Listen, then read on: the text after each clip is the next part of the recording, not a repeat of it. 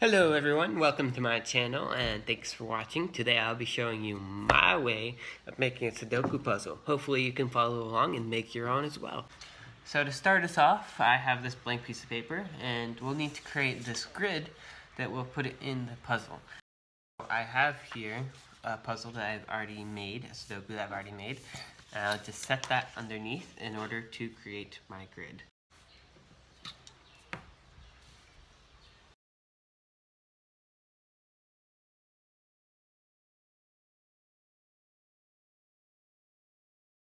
Okay, so there you have it, a grid ready to be made. So that I don't have to repeat this process, I will make photocopies of this, and so I'll have plenty of grids to go.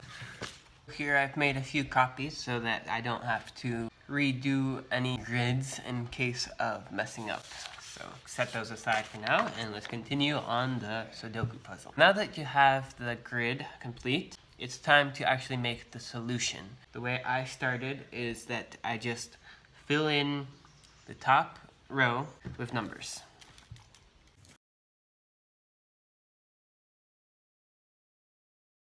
Okay, so we have the top row filled in 1 through 9. So that row is complete. So then my next step is I fill in 1 through 9 here.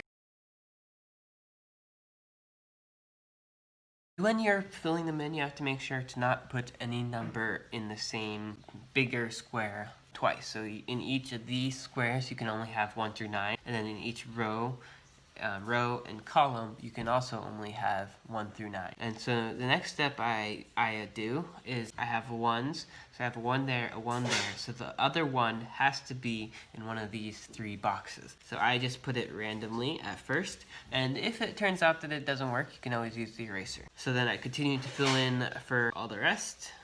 Each one of these bigger squares needs to have a 1 in it. So I put 1, 1, 1. So 1, 1, 1, 1, 1, 1, 1, 1, 1. Okay, so we have that down. And then what I like to do is solve for this big square and put 1 through 9. So I have 1, 2, I'll need a 3 next. So I just can't put it in here because there's already a 3.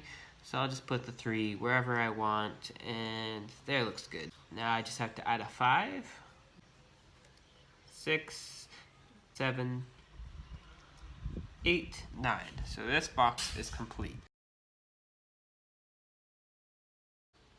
Okay, so now that we got all 3 of these boxes filled in, we repeat the process with these 3.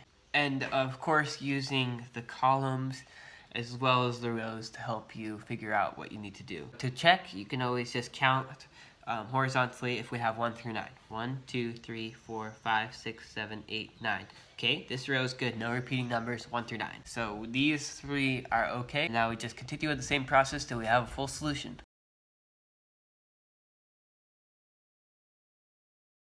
Now, there's no particular way that I solved this part from the rest. I just, as you continue, make sure that there's no repeating numbers in a box or in a row or a column. And if you mess up, then you can use the eraser.